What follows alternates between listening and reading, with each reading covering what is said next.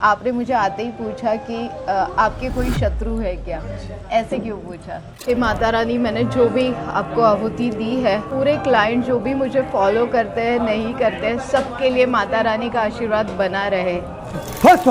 ओम भट स्वाहा। ओम ह्रीं बगला मुखी संष्ठानां वाचं मुखं पदं सिंधु विभाम केलो बुद्धिविनाशोषो विभो फस हो। ओम भट स्वाहा। इसे मीठा हवन बोलते हैं और आप सबके लिए स्वाहा। कुछ स्थान ऐसे होते हैं जहां पहुंचने से पहले ही शब्द अपनी सीमा खो देते हैं। वहां प्रश्न नहीं पूछे जाते, सिर्फ सर झुक जाता है। ये यात्रा देखने की नहीं है, ये यात्रा महसूस करने की है। जब सांसों की गति धीमी पड़ जाए और मन अपने बोझ उतारने लगे, तब समझ लेना कि हम सही दिशा में चल पड़े हैं। माँ बगलामुखी का स्मरण कोई घोषणा नहीं, बल्कि एक अंतर मौन है, जहाँ भक्त अपनी हार और जीत दोनों माँ को सौंप देता है। यहाँ भक्ति प्रदर्शन नहीं होती, यहाँ भक्ति होती है, बिना शोर, बिना दिखावे, सिर्फ पूर्ण समर्पण के साथ। ये कुछ पल जीवन से भागने के नहीं, बल्कि स्वयं के सामने निश्चल खड़े होने के पल हैं। इसी भाव के साथ, बिना किसी अपेक्षा के, हम इस पवित्र अनुभव में धीरे धीरे प्रवेश करते हैं। ओम ह्रीं बगलामुखी सर्वा दुष्टानां वचम मुखम पदम स्तंभय जिह्वं केलय बुद्धिम विनाशय ह्रीं ओम स्वाहा। ये मंत्र सिर्फ शब्द नहीं, ये शक्ति है, ये रक्षा है, ये माँ बगलामुखी का कवच है।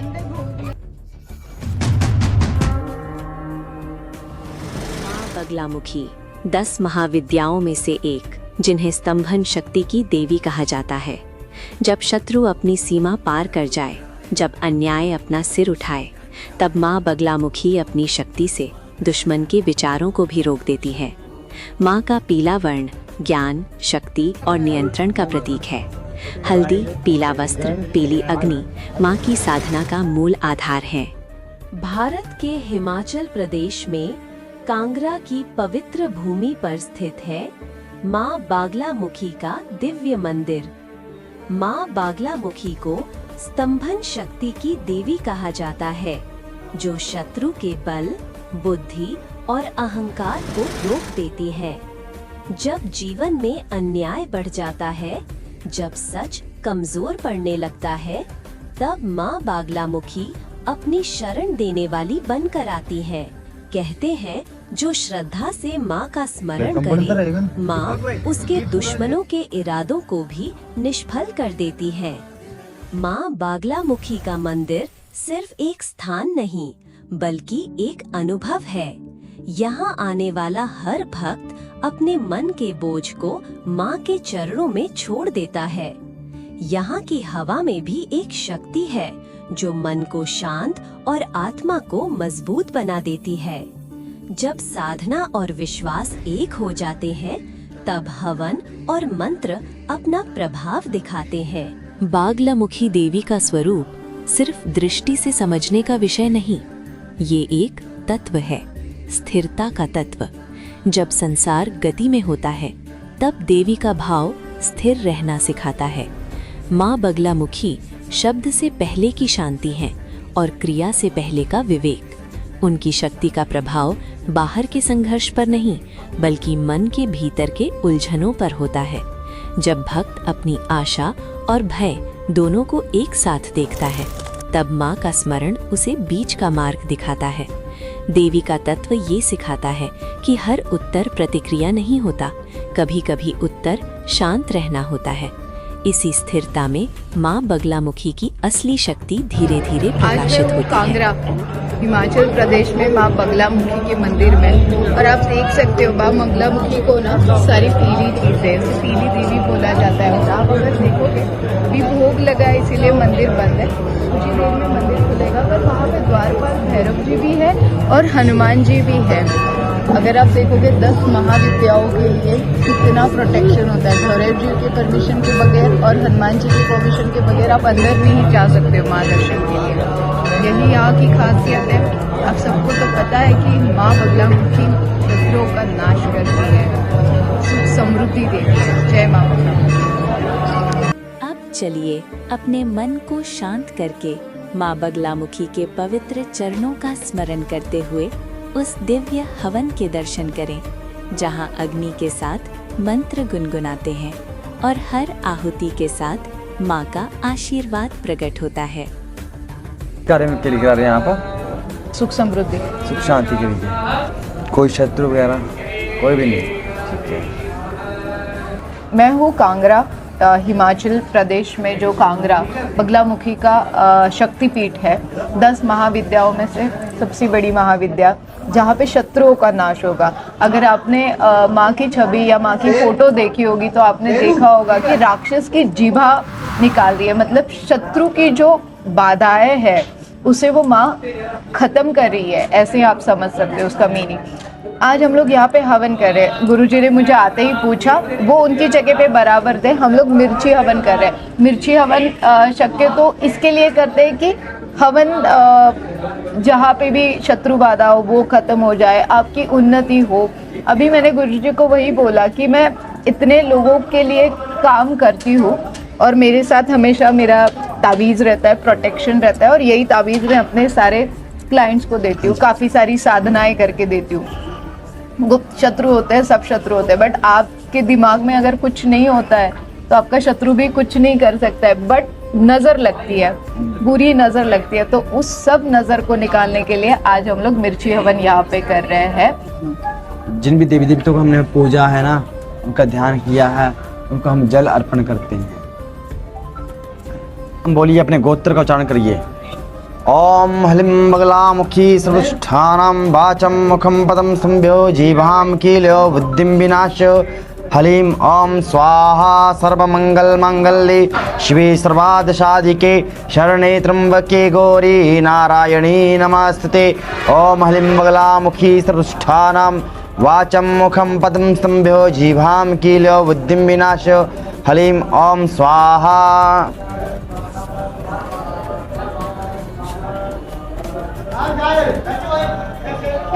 पुंडरीकाक्षा सावयाविंत्रा शुचि पुंडरीकाक्षा पुनः तो मम। ऐसे रखिए, अपने तन मंदन को मस्तक से पूरे शरीर को शुद्धिकरण कीजिए। ठीक है। ओम केशवाय नमः, माधवाय नमः, गोविंदाय नमः पी लीजिए। ओम हस्तो हस्त प्रक्षालय ऋषिकेशाय नमो नमः। लेफ्ट हैंड करके हाथ लीजिए। ओम केशवाय नमः, माधवाय नमः, गोविंदाय नमः पी लीजिए। ओम हस्तो हस्त प्रक्षालय ऋषिकेशाय नमो नमः। लेफ्ट हैंड करके हाथ लीजिए।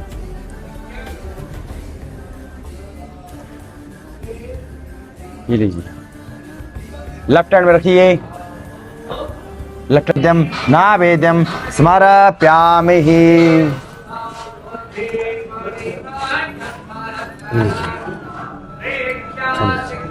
एक छुट्टी हमारी पुनर्आच मनम जस स्नानम स्मर। जो भी मन की इच्छा है रखिए माता रानी के चरणों में।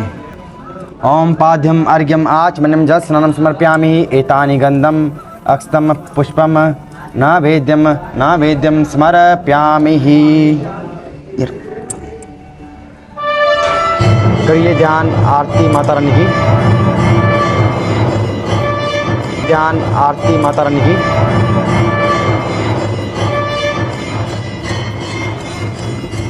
करिए ध्यान हनुमान जी और भैरव जी का। ओम आतोलित बलदामं हेमाशेलावदेहं धनुजवन कृशानं ज्ञानिनामग्रगणयं सकलगुणनिदानं वानरानामदेशं रघुपति प्रियभक्त वातजातं नमामि। वातजातं नमामि। पवनतनय संकटहन मंगलमूर्तिरूप राम लखन सीता सहित हृदय बसो सब रूप। करिए अब भैरव जी का ध्यान करिए।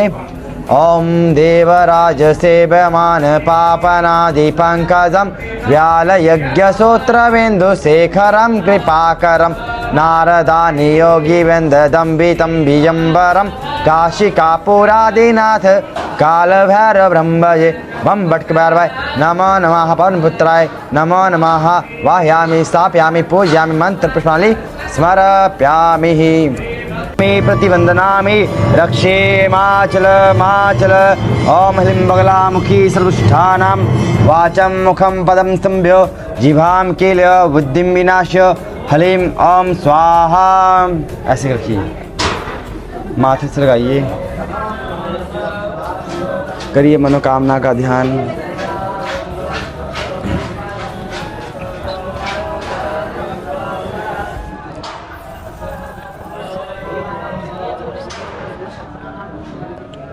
शालो कर इसी प्रचंड कर। मैम आपने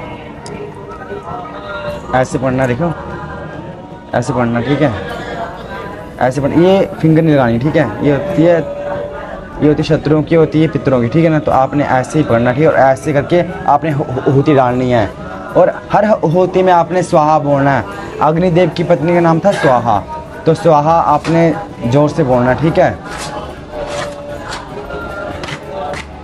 जो स्वाहा शब्द होता है वो जोर से ही बोलना आपने, ठीक है, तभी आपकी होती स्वीकार। ओम पाद्यम अर्घ्यम आचमनम जस्नम समर्पयामि एतानि गंधम अक्षतम पुष्पम नावेद्यम समर्पयामि।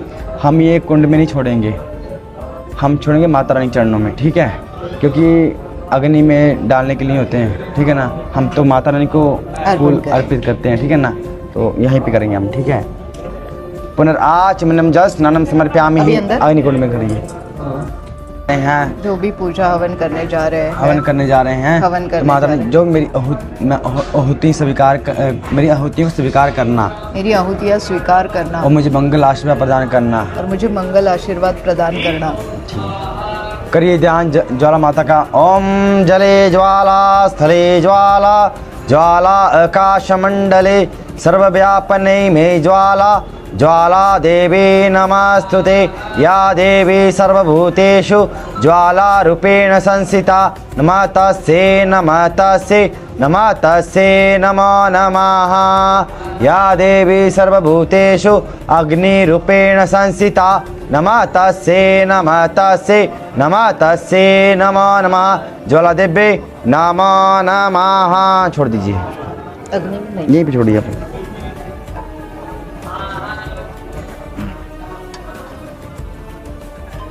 मैं माप आ गई, जैसे आपने मांगना है, तो जैसे बच्चा, एक छोटा बच्चा जिद करता है ना, वैसे ही आपने जिद करनी है, माता रानी से मांगनी, ठीक है।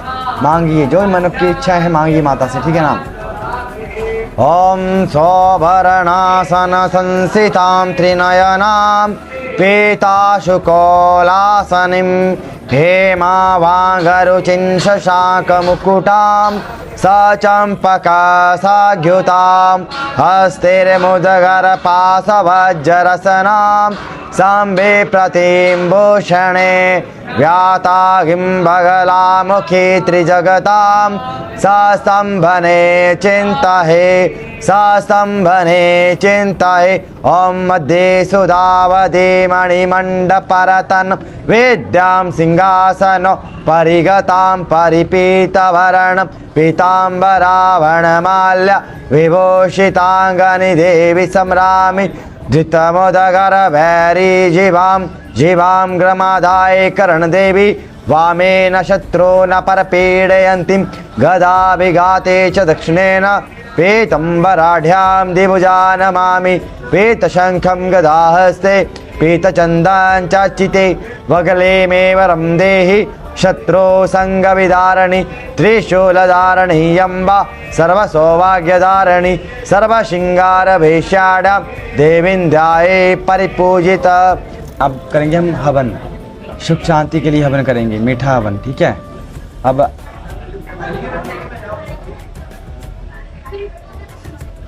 मीठा हवन, सुख शांति हवन, ठीक है, बट आपने मुझे आते ही पूछा कि आपके कोई शत्रु है क्या? ऐसे क्यों पूछा? जैसे होता है कि कई बार शत्रु भी होते हैं, जैसे कि ये शत्रु की देवी है ना। ये शत्रु की देवी है, बराबर है। बट अगर शत्रु नहीं है और किसी के ना हो, इसके लिए तो हम लोग पूजा कर ही सकते हैं। हाँ, वैसे जैसे भगवान किसी घर की पूजा में कोई ये नहीं है। पूजा माँ तो सभी की है, माँ तो ठीक है ना? सभी की है। चाहे आपके कोई अच्छा कर रहा है, बुरा कर रहा है, ठीक है ना। कोई शत्रु होते जैसे कि कोई आपके जैसे कोई अगर आपको आगे कोई बड़ा कर रहे हो, कोई आपको देख नहीं पा रहा है, बराबर है। ठीक है। तो शत्रु भी होते हैं कि आपका कोई काम कर रहे तो आपको रुकावटें डाल रहे हैं, ठीक है। तो वो रुकावटें डाल रहे हैं तो आप कोई भी आप जैसे काम कर रहे हो तो वो आपके बिगड़ बाधा डाल रहे हैं। आपका काम नहीं, कोई आप घर ही बना रहे हो, कुछ बना रहे हैं, ठीक है ना। उसको लग रहा है कि नहीं कि ये कैसे बढ़ गया आगे, कैसे चल गया आगे। तो शत्रु से आगे बढ़ने नहीं देते हैं, नजर लगती है। नजर लग जाती है। तो आप उनको कि यार ये आपको पता भी होगा कि यार ये शत्रु मेरे से लगता है, ठीक है। तो कई शत्रु होते हैं, गुप्त शत्रु भी होते हैं जिनको आप जानते नहीं हो, वो भी होते हैं। बहुत होता है। अगर आप कोई इतने बड़े काम कर रहे हो, आपका नाम बन चुका है, ठीक है ना। कोई ऐसे बंदे होते हैं जो कि लगे रहते हैं, आपको थोड़ा ना पता कि आपके साथ यहीं पे हवन करने से क्या फायदा होता है? हवन करने से फायदा ये है कि कोई जैसे शत्रु वगैरह हैं, कोई आपके पीछे लगे हुए हैं, ठीक है ना। शत्रु का नाश हो, स्तंभन हो, कीलन हो, माता रानी की आपकी प्रकाश होने की, जो शत्रु है वो शत्रु बाधाएं हट जाती हैं। ईचा हवन, सुख शांति हवन, ठीक है। बट आपने मुझे आते ही पूछा कि आपके कोई शत्रु है क्या? ऐसे क्यों पूछा? जैसे होता है कि कई बार शत्रु भी होते हैं, जैसे कि ये शत्रु की देवी है ना। ये शत्रु की देवी है, बराबर है। बट अगर शत्रु नहीं है और किसी के ना हो, इसके लिए तो हम लोग पूजा कर ही सकते हैं। हाँ, वैसे जैसे भगवान किसी घर की पूजा में कोई ये नहीं है। पूजा माँ तो सभी की है, माँ तो ठीक है ना? सभी की है। चाहे आपके कोई अच्छा कर रहा है, बुरा कर रहा है, ठीक है ना। कोई शत्रु होते जैसे कि कोई आपके जैसे कोई अगर आपको आगे कोई बड़ा कर रहे हो, कोई आपको देख नहीं पा रहा है, बराबर है। ठीक है। तो शत्रु भी होते हैं कि आपका कोई काम कर रहे तो आपको रुकावटें डाल रहे हैं, ठीक है। तो वो रुकावटें डाल रहे हैं तो कोई भी आप जैसे काम कर रहे हो तो वो आपके बिगड़ बाधा डाल रहे हैं। आपका काम नहीं, कोई आप घर ही बना रहे हो, कुछ बना रहे हैं, ठीक है ना। उसको लग रहा है कि नहीं कि ये कैसे बढ़ गया आगे, कैसे चल गया आगे। तो शत्रु से आगे बढ़ने नहीं देते हैं, नजर लगती है। नजर लग जाती है। तो आप उनको कि यार ये आपको पता भी होगा कि यार ये शत्रु मेरे से लगता है, ठीक है। तो कई शत्रु होते हैं, गुप्त शत्रु भी होते हैं जिनको आप जानते नहीं हो, वो भी होते हैं। बहुत होता है। अगर आप कोई इतने बड़े काम कर रहे हो, आपका नाम बन चुका है, ठीक है ना। कोई ऐसे बंदे होते हैं जो कि लगे रहते हैं, आपको थोड़ा ना पता कि आपके साथ यहीं पे हवन करने से क्या फायदा होता है? हवन करने से फायदा ये है कि कोई जैसे शत्रु वगैरह हैं, कोई आपके पीछे लगे हुए हैं, ठीक है ना। शत्रु का नाश हो, स्तंभन हो, कीलन हो, माता रानी की आपकी प्रकाश होने की, जो शत्रु है वो शत्रु बाधाएं हट जाती हैं। स्वाहा स्वाहा ओम प्रजापते स्वाहा स्वाहा ओम प्रजापते स्वाहा। स्वाहा। हम झाड़ना नहीं है। ओम प्रजापते स्वाहा। जो बूंदे गिरनी नहीं, ठीक है। बाकी झाड़ने ऐसे नहीं करना, ठीक है। ओम प्रजापते स्वाहा। ओम इंद्राय स्वाहा। ओम भू स्वाहा। ओम सोमाय स्वाहा। ओम सोमाय स्वाहा। ओम गणपते स्वाहा। तांत्रिक हवन है। शत्रु बाधा के लिए कोई शत्रु बाधा होगी वो खत्म हो जाएगी, ठीक है। मिर्ची, सरसों, राई और इसमें हमने थोड़ा सा सरसों का तेल मिलाया है। इसे तांत्रिक हवन बोलते हैं, जिससे कभी भी कोई भी बाय मिस्टेकली आपके ऊपर करनी बाधा तंत्र का प्रयोग किया गया हो तो ये उससे उतर जाएगा। मैं आज हूँ कांगड़ा, हिमाचल प्रदेश, माँ बगलामुखी के दरबार में। ये मिर्ची हवन है, ठीक है। तो जब तक मेरे मंत्र चलेंगे तो आपने पहले घुमा रखनी है, ठीक है। और जब फट बोलेंगे तो एकदम से डालनी है, ठीक है।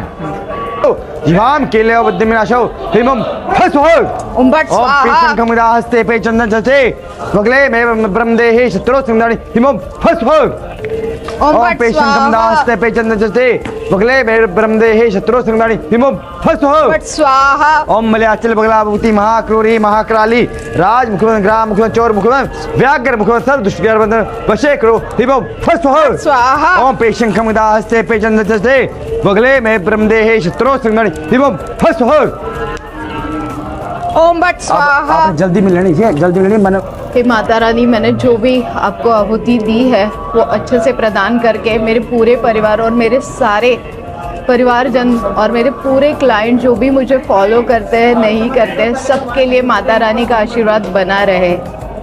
छोड़ दीजिए। वृंदस्तवा बृहस्पति तमथा दे सोमो राजा विद्वान यक्षतान मुच्यत पे चंदन जते बगले में ब्रह्मदेहि शत्रु संग्राम फट जय करा बगला मुखी महामाई वो साचे दरबार की जय। पुष्पम ना वेद्यम स्मरप्यामि ही। हम करेंगे गणेश महाराज जी की पूजा, ठीक है ना। अब हमने पूजा करनी है तो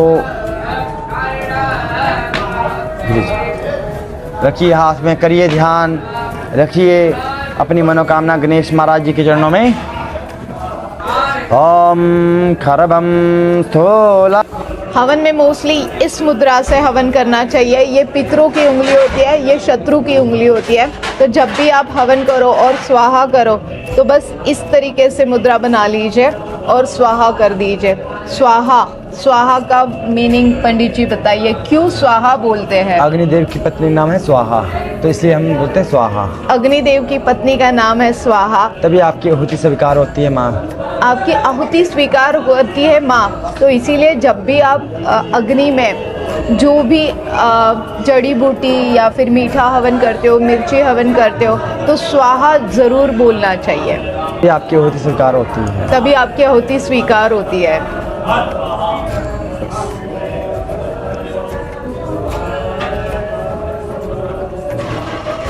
स्वाहा स्वाहा। हाँ, जब अग्नि शांत हो जाती है और मंत्र अपनी गूंज को पूर्ण कर लेते हैं, तब एक विशेष स्थिति जन्म लेती है, ना पूरी तरह शब्द की, ना पूरी तरह मौन की।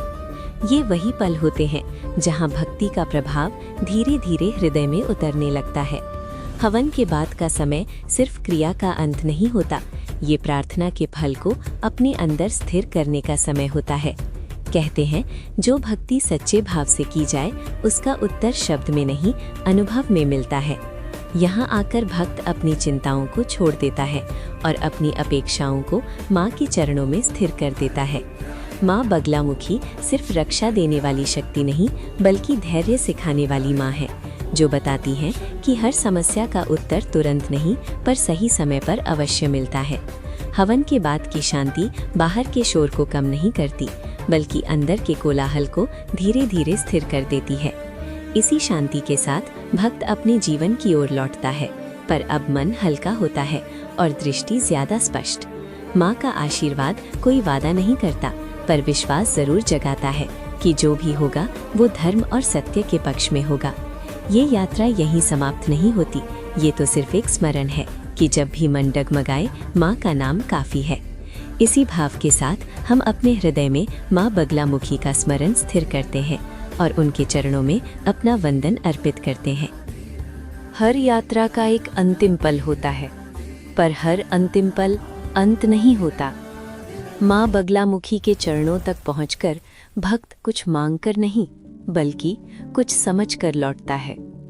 इस अनुभव के बाद जीवन के प्रश्न वही रहते हैं, पर उन्हें देखने की दृष्टि थोड़ी और शांत हो जाती है। माँ सिखाती हैं कि शक्ति का अर्थ आक्रमण नहीं, बल्कि आत्मविश्वास है। जो स्थिर रहना सीख लेता है, वही सच में मजबूत होता है। इसी स्थिरता के साथ भक्त अपने कदम फिर से संसार की ओर बढ़ाता है, पर अब हृदय में एक निशब्द बल होता है। माँ का स्मरण जीवन के हर मोड़ पर एक स्मरण बना रहता है कि जब भी मन भटक जाए, शांति का मार्ग सदा उपलब्ध है। इसी भाव के साथ हम इस यात्रा को यहीं विश्राम देते हैं। माँ बगलामुखी के चरणों में अपना वंदन अर्पित करते हुए। जय माँ बगलामुखी।